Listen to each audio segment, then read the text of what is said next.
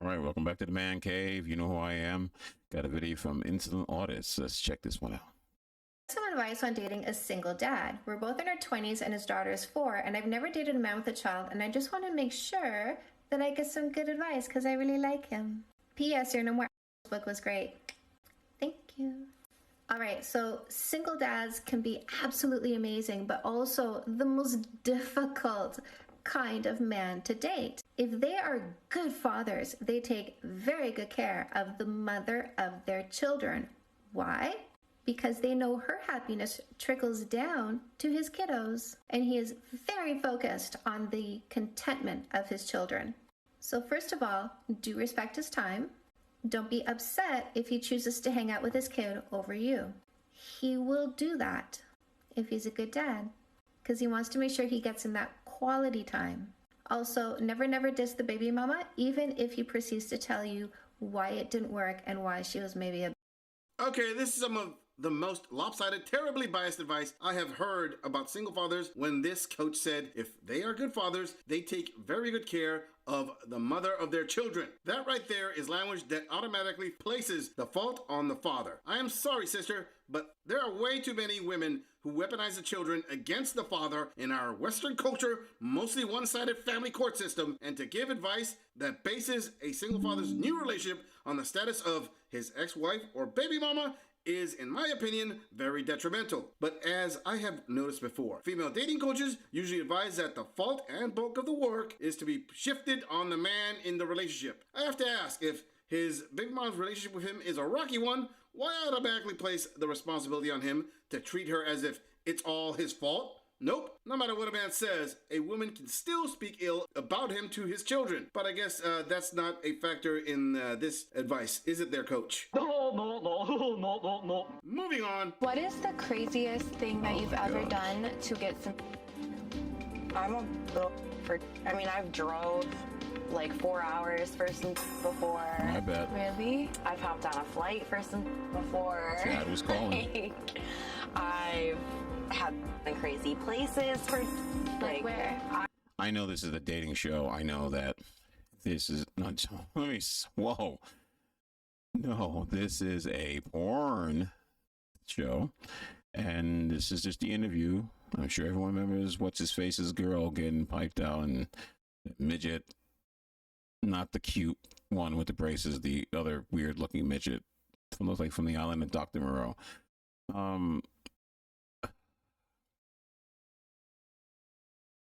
Wow, she's just red flags all over the place. I mean, she's here, then the tattoos, and they're so open about talking about this. Like, they have zero idea that anything can go wrong speaking like this so that the world sees it.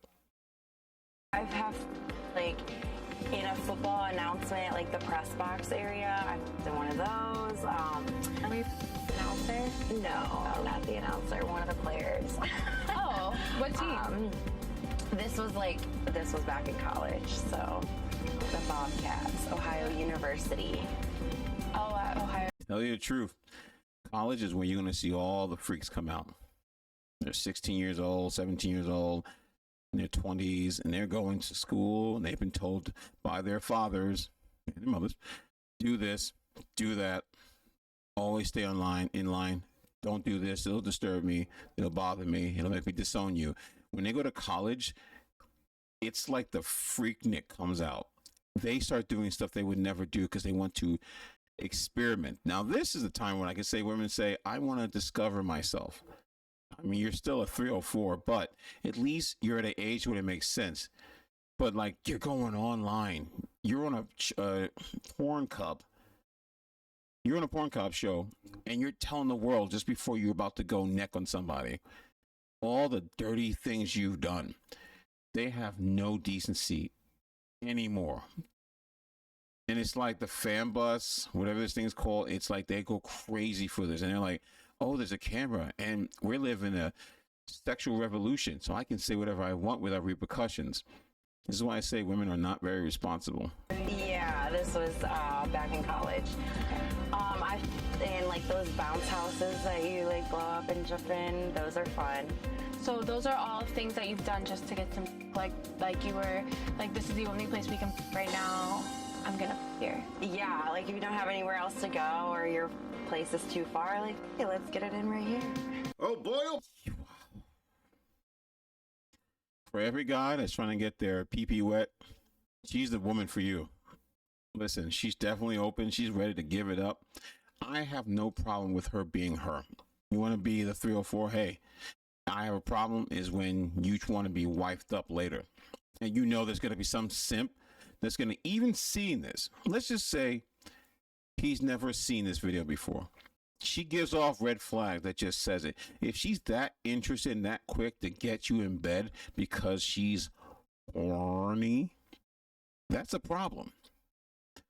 Not every woman can be judged like that, but she clearly is going to give it to everyone else. And the honest truth is the biggest freaks are not the ones with the biggest mouths. The biggest freaks are the ones who don't talk about it. The ones that you would never expect, the ones that don't dress up and look like they're 304s, but they're 304s behind the closed doors. She's giving you all the red flags, and I guarantee you some simp is going to be so happy that he chose her, but actually she chose him as a last resort. And you're going to wife this 304 up with her history. You're going to wife her up, and you're going to be like, oh, I got it going on.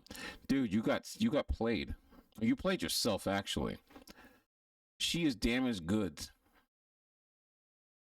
Was it the Adam dude? Like, totally chill with some other dude piping his girl. Oh, yeah, I was totally cool with that. Man,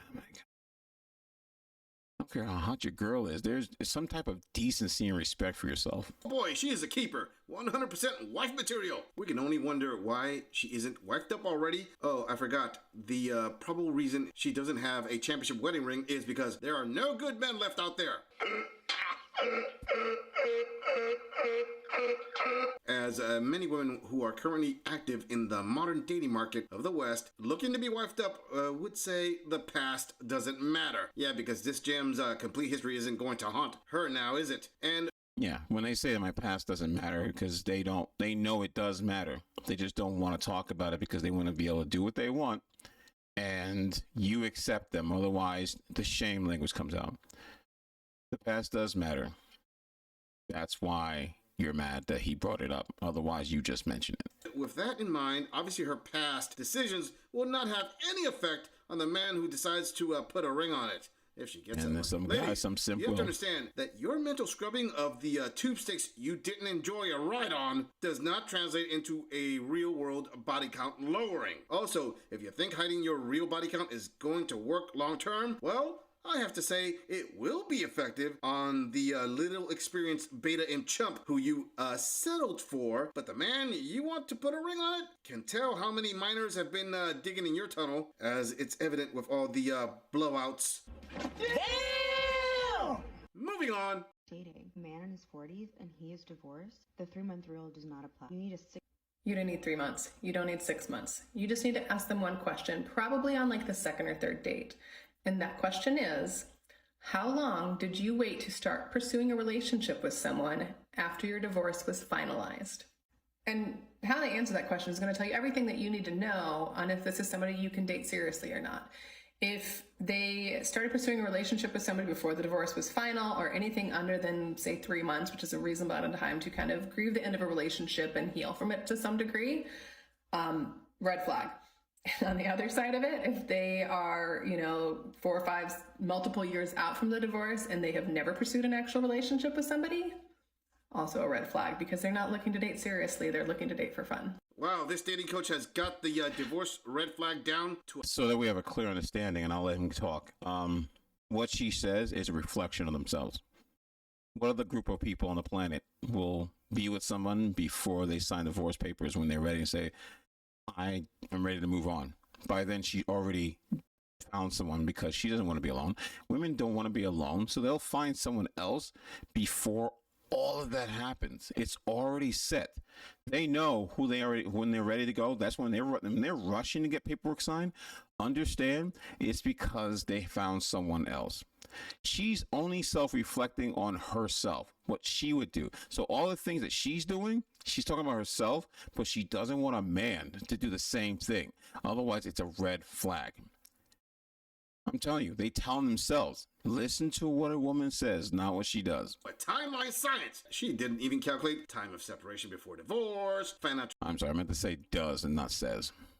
status of the man upon divorce, commitments he would have to fulfill from the divorce, SMV of the divorced man, possible career commitments of a divorced man, extended traumas from the divorce he is dealing with. Nope, forget all that jazz. She's gonna slap a red flag label based on months and years. Ladies, I get the further past the wall you are, the more you want to get a serious relationship with a championship wedding ring, with all the retirement benefits that come with it, from a guy who isn't a dusty. But you have to understand, since he is the one who has to risk his assets, that means he is the one looking out for red flags. Okay, let me put this a different way. No matter how many red flags he may have, if you are over the age of 30 and have been in multiple failed relationships up to that point, you are viewed as a literal walking red flag. Fatality.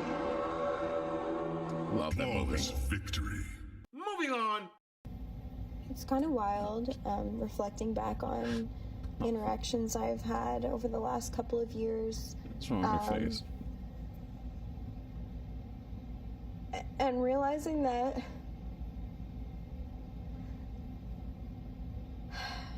if I had known that I was autistic,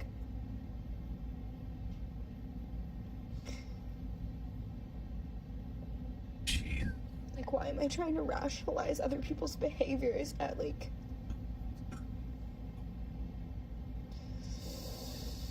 hi, I'm Sam, and I'm a nearly 25-year-old non-binary autistic worker. Blue check mark alert. Yeah. I truly am sorry for anyone who has a daily struggle with a disability. I'm not even be gonna it say a anything light about form that of near eyesightedness, or they are on the spectrum, or if they cannot move around unassisted. The pain is real, and society recognizes your pain. With that said, there are so many people all over the world who manage their disabilities on the daily and don't look at their past choices with tears as if they are trying to correlate their bad decisions with their disability. This gorilla is more than clear that some choices are taken off the table from you as they are out of your control. Very clear on that. No one will argue that. But to try and correlate your choice to be an exotic dancer with a disability you recently discovered doesn't quite track as well. For example, if this gorilla decided to throw on a dental floss G-string and get a job at the local peeler bar as a regular pole dancer, only to find out a year later I was a diabetic the entire time, I can't blame the cause of all or part of my decision on what my blood sugar levels were at the time. Nope, the entire choice was on me, and I live with the consequences along with the $1 and $5 notes shoved between my fur and the sweaty spandex. Oh, hell no. Moving on. Can I vent a little bit? It's TikTok, why not? When I left my ex, it was tough. It was very, very hard. I was so low, I didn't think I was ever gonna get out of it, you know. My poor thing. And although it still hurts, I'm still pushing through. You're pushing, good girl. And I've received so many blessings. Of course you did.